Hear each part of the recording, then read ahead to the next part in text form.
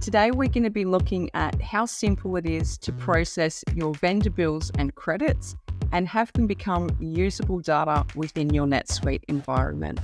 I'm Ashlee Nordstrom and I'm your ERP Coach. So first step in the process is I of course have my bundle installed into my NetSuite environment. Now when we do that, we also configure some email plugins, and that's going to give you the ability to forward those vendor bills and credits across into your NetSuite environment for us to be able to extract that data for processing. So we'll just navigate here. We've got my customizations, plugins, and manage plugins. As you can see in my environment, I do have quite a few. So we can do a single email plugin, and that's going to give the ability for the system to search who that invoice has been billed to and dynamically allocate to a subsidiary you have set up in your NetSuite environment. We can also do a single email plugin per subsidiary. So that's going to give it more of an allocation pre-based on that email plugin.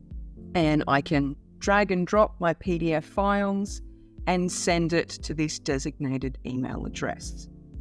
Or you could simply forward an email you've already received off your vendor with those attachments. Before we move on to actually processing, we'll just quickly have a look at the setup behind the application. So we'll come to the setup menu, and I've got my tab here for ZoneCapture. Now you've got some options here as well. We've got a main configuration, so this would be base for the whole application, but you can also do it based on subsidiary. So you can slightly deviate on those setups based on your subsidiary within your environment. So we might just go to my main configuration and I will select edit. So this is where we've got some general settings if I want the system to help with the control of duplicates. I've got some options here if I want to enable three-way matching. So this is going to be obviously for businesses that are running purchase orders and inventory and are really looking for that true three-way match. I can also on this have some settings if I want to enable some thresholds as well on the base setup. So with thresholds, they can be enabled on the company setup, they can be enabled on a vendor level and also an item level. So it's really got lots of options there as well. Now I've got my dashboard here, or my portlet on my dashboard, and I've got my incoming queue. So these are vendor bills and credits that the OCR has already captured, and this is going to be my listing for that review and validation stage. Process this month. It's a really nice reflection on what you have saved from this incoming queue for that month's time period. My final two icons here relate to e-invoicing. So we have both a PDF OCR side of scan and capture, and then we also have e-invoicing. So we also cater for inbound and outbound e-invoices.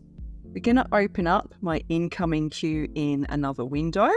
This listing can also be customized on a user level basis. So the system will remember your browser history and your preferences on your layout for this listing. Blue essentially means a link or another record type is going to pop up in the system that contains more information. So I can directly click on my supplier and that's going to open up my vendor record.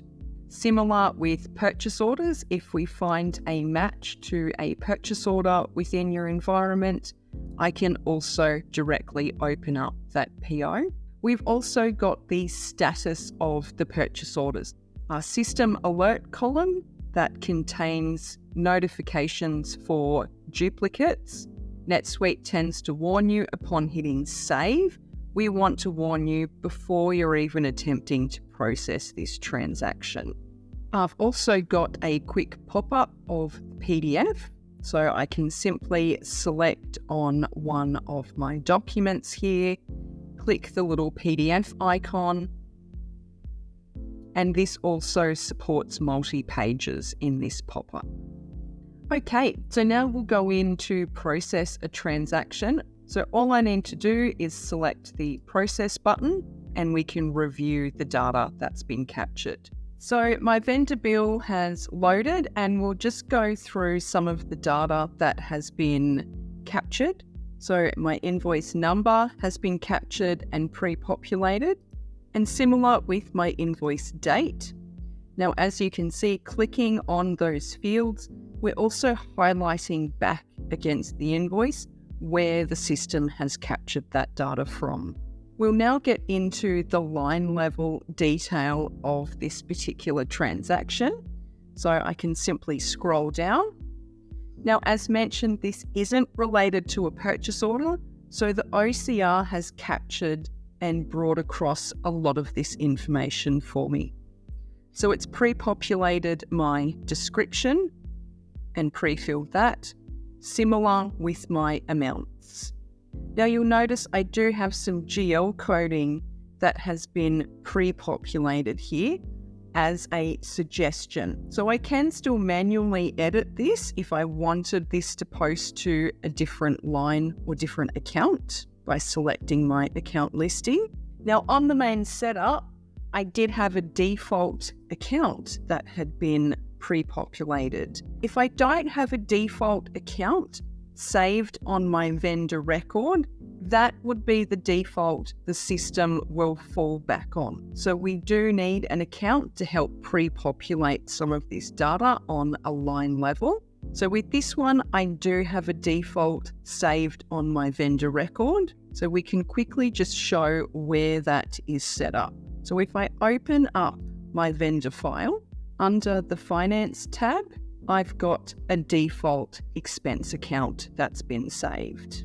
The system has deviated from that on my bottom line for shipping and coded that to my freight expense account.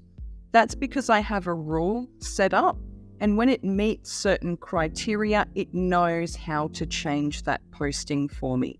If a rule is triggered, it's also linked to that transaction line itself. So we can open that up and see how it's been set up in the background and then why it has applied to my transaction the way it has. So I've given my rule a name.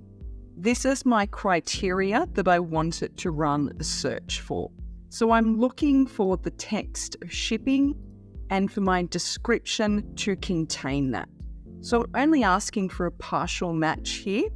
If I wanted to be strict, I would say it has to equal to this.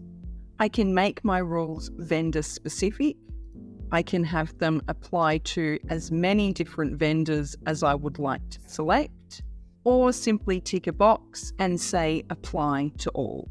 Similar goes with subsidiaries. I can make rules subsidiary specific or have it apply to all. This is telling the system what account I want it to change the posting to once it's met this criteria. And we can also predefine some segmentation, and we can also pull across additional fields and segments as well in this rule creation.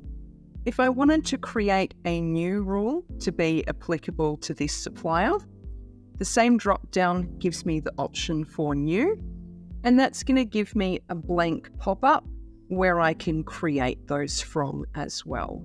Upon hitting save, we're also going to keep and attach a PDF under the Communications Files tab. So for that auditing and archiving purposes, you don't have to manually drag and drop those attachments to this record. Now we're going to look at processing a purchase order related transaction. So the system has found my PO. So all I need to do is simply again hit the process button. I've still got a split screen view of this transaction. and the system still captured the same header level information. So we're still going to pre-populate invoice number, invoice date, but where the system is going to then run the three-way match with this transaction is my supplier has referenced a purchase order number on this document, and that's given us something to cross-check against in your NetSuite environment. So these are the lines from my purchase order itself. Now you'll notice I've got a bottom line here that's been grayed out, and the quantity is set to 0. So we do need to bring across all of the receipted data that's on the purchase order to keep that true link between the records. However, if something isn't a match and we're not going to be billing it, we will set that quantity to 0 so it won't be picked up on this invoice. I'll open my three-way matching pop-up. Now on the left-hand side here, I've got my purchase order represented. So all of that data on my PO. My item receipted quantities are in the middle column. And then the bill lines itself are on the right-hand side here. We've also got some nice status bars up the top. This is going to explain how much of the transaction we've actually matched against each other. If the system finds a true match between the purchase order and the bill lines, you will get a green tick. So we're also very dynamic with how we're searching for these matches. We're looking at the item itself, the item code, the vendor code, the description, as well as quantity and amount. And the system will go through like a hierarchy level and see what is going to be the match between the PO line and the bill line itself. If I'm presented with an orange tick, it means the system has still found a match between those lines, but there's a variant somewhere that the system has detected. If I hover over these fields, I'm also presented with a little help pop-up here that helps explain what each of these areas mean. So here it's saying the bill line is successfully matched with the purchase order, but differences are detected. We then highlight to you where those differences are coming from. With this particular scenario, it's coming from my rate. So my supplier's invoice is referencing $1.48. My purchase order is only $1.40. I've also got a black box or circle surrounding this. It's black because I have some tolerance thresholds allowed in this system. So we still highlight a variance, but the color coding will tell you whether a tolerance is met or exceeded in the system. If this tolerance was exceeded, it would be presented with a red circle around it instead. I can also manually pick up any additional fees. So say you've got a delivery fee, freight, or some kind of service charge that's added onto your bill, but it's not reflected on your purchase order. So I can simply tick the little plus icon here that I want to add this as part of the billing for this transaction. Now that I've billed this line, we can also see that I've reached 100%. So now I can simply select submit and we'll go and save this transaction. So now we've saved both my expense example and my purchase order sample. These could also be pushed out on an approvals workflow within NetSuite, or they could simply just be saved as a true vendor bill that would be ready to be picked up in an end of month payment run as well. Thank you so much for watching. If you would like more information on this product, please visit our website, zoneandco.com. Thank you again.